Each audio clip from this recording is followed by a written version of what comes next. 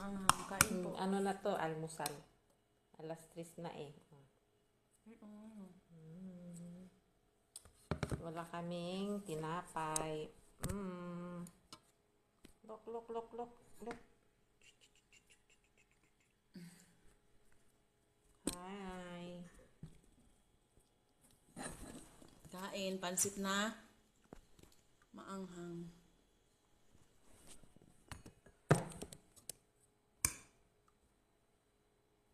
Jam.